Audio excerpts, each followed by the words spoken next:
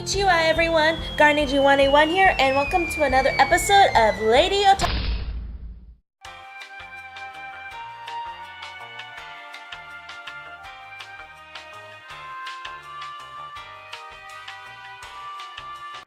Alright, let's try that again. Somebody's got to get fired. Konnichiwa everyone, Garneji181 here, and welcome to another episode of Lady Otaku Presents. You know, some of the fun of TV shows are the different types of shows there are. We're at a time we can have shows about drug dealers, and they'd be just as popular as shows about the hunting of the supernatural creatures, or about drama between several high school girls. Like with a lot of TV shows here in America, anime is just as much fun to discover. Basically, in Japanese animation, anything goes. Well, almost anything. We will not talk about that. We will talk about how the fact that anime is not considered just for kids like a lot of American animations, even though today a lot of the American cartoons are becoming more and more adultish with more themes, like Adventure Time or the regular show. So in that aspect, there is a wide variety of things you can watch. There could be literally hundreds of different genres of anime, so there must be something for everyone. Unless, of course, those of you don't like cartoons or animation. If that's the case, I can't really help you here. Anyway, let's go ahead and dive into some of the genres of anime.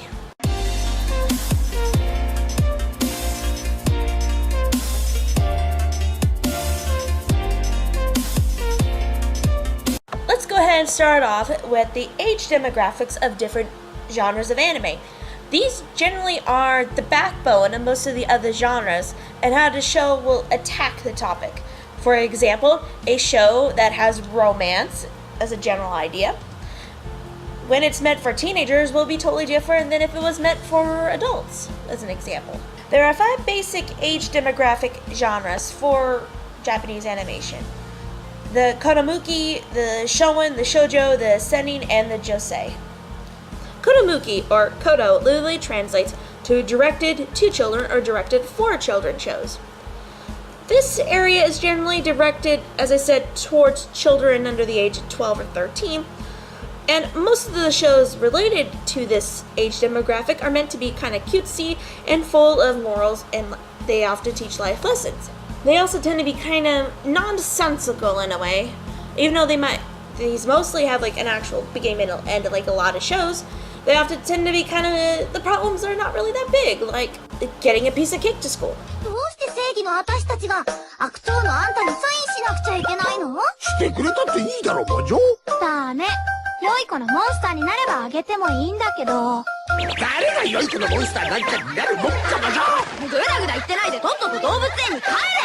Some examples of this type are Astro Boy, Damashita, Powerpuff Girls Z, and Hamtaro.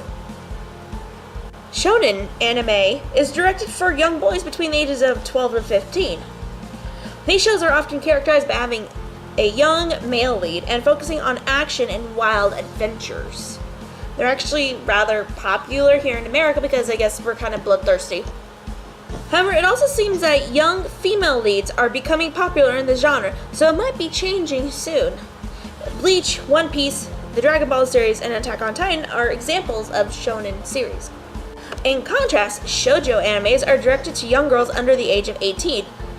Why such a huge age difference? I don't know. These shows usually have a young female lead and contain more feminine ideas, such as romance, magical girls, or idols. They also tend to be a bit more laid back than some of the shonen series, but that's because it's more focusing on life lessons.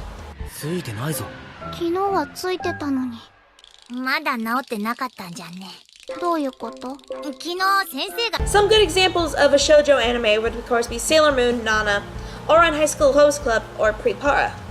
Seinen is directed towards adult males around the age of 15 to 24. These shows often contain more violence, gore, and psychological themes, as well as other more adult-like content. Not that. These ones tend to be more thought-provoking rather than action-hungry like shonen animes.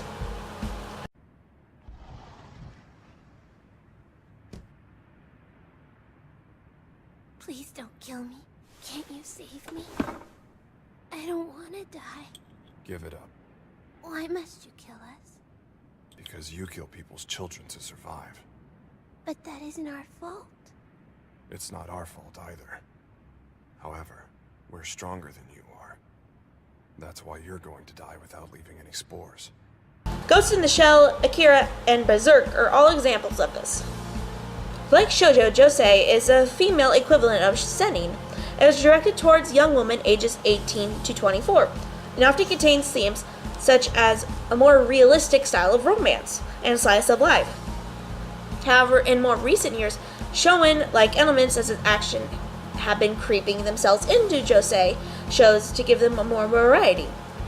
Loveless, Paradise Kiss, and Pet Shop of Horrors are considered josei animes. Fun fact, Studio Ghibli only produced one josei movie that came to America, which is titled So Yesterday, which is a really, really good one, by the way. I really recommend it. All the other movies are either shoujo or shonen. I guess it's not that popular here. Now that we have all the ages covered, let's dive a little bit deeper into some of the more specific genres of anime. Of course, there are things like action, adventure, horror, romance, comedy, fantasy, mystery, reality show, there's probably in there somewhere too. These are all classic genres that we will see in most American or European or however you want to say it shows. However, anime also has some more specific types of shows to its trade. For example, one of my personal favorites is The Magical Girl, and it's probably one of the most popular in the shoujo genre. It is often characterized by containing primarily female leads, who somehow come across magic, often by being quote-unquote found by a magical mascot. Because this is a shoujo type genre, there are often teen romances and drama in them as well, which gives a variety between all of the transformation sequences and the magical girl attacks, which believe me probably take up about half an episode. They can be quite pretty though, that's the only thing I don't mind about it. In later years, the magical girl genre has spread to other age demographics as well. For example, the Precure series has shonen elements due to their use of physical violence as opposed to magical attacks. Even though they do use magic every once in a while, they first try doing a Power Rangers-like thing where they beat them up with their fists. Meanwhile, Puella Maho Shoujo Madoka incorporates psychological drama by killing off characters, while others have to go through moral dilemmas. Slice of life or school life is another anime-specific genre. These often have drama or comedy attached to them, but the basics are still here. They're often told with realistic stories, even if exaggerated, such as in Peach Girl. Oh, goodness, that's a big soap opera. Sometimes these stories often have morals, but more often they actually are just about lives of the main characters. Some of my personal favorites in the genre are Azumanga Daioh, Lucky Star, and From Place to Place.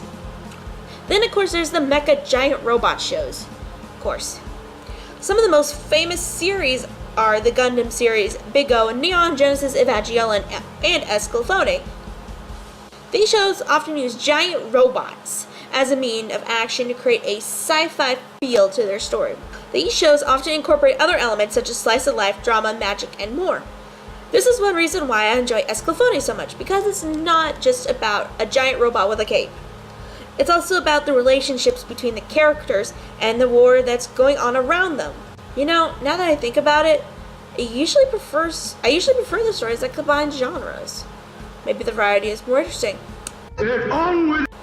Oh well, moving on. Another unique genre to anime is one that I call the gods genre. No, I don't mean by religious, even though there are probably a few of those as well. This genre often involves the characters either interacting or actually being gods, the most popular god being the god of death. Death Note, the story of a young man using a journal belonging to a death god, is probably one of the most popular in this genre. My Goddess is another popular one that mixes the harem genre with the Greek goddesses. One of my favorites is Karen, a story about a girl who is the reincarnation of Aphrodite. It's kind of based on the idea that gods can make mistakes just as much as we can, because they are somehow related to us, and that it's just merely a unique character trait that anime has come up. It's nothing really bad. So if that's what you thought it was, I'm sorry. Idol shows, on the other hand, focus on the idea of being an idol, mostly singing sensations. This one is placed in the shoujo category, mainly because the main characters are more often than not young girls who want to reach stardom. Prepara and Love Live are great examples of this. More often than not, magic is somehow involved in the idols too, such as the magical angel Creamy Mamie, Himi-chan Lillipre, and Full Moon O Sagashide. Fun fact, Full Moon actually incorporates the last category I mentioned with idols, by having her gaining her aging ability from two death gods. This genre often is an extension of the slice of life genre as well. The characters will often go through life challenges such as friendship, the hardship of being an idol, and so on. The best thing about this genre is it gives us music lovers some great tunes.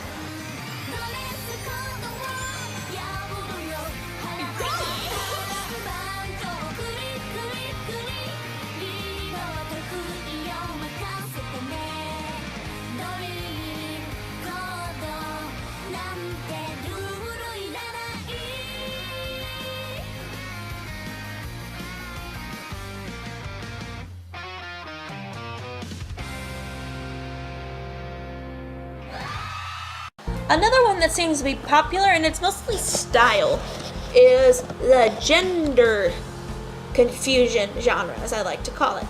This genre is basically where you have a character looking like the opposite gender of what they are, and hence comedy or drama will ensue. Some good examples of this would be Princess, which is a story about a young man going to a private school, and because of his more feminine looks, he has to dress up as a woman in order to bring up morale into the school. There's not as many of these as some other ones, but it is definitely a prominent factor in some animes. For example, in Bako no Test, there's actually a character that looks like a girl, but it's actually a boy. これってまさか秀吉のなんじゃ秀吉君木下早く胸を隠してなぜじゃわしは男なのに And in 12 Kingdoms, the main character, she actually looks like a man through a good part of the first season, and many people think that it is a boy that's fighting off all these invaders and not a girl and their future queen. There are so many more genres that I could have talked about, but if I did, then this video would be hours long. There's that many to them, especially when you start mixing and matching all the different stuff.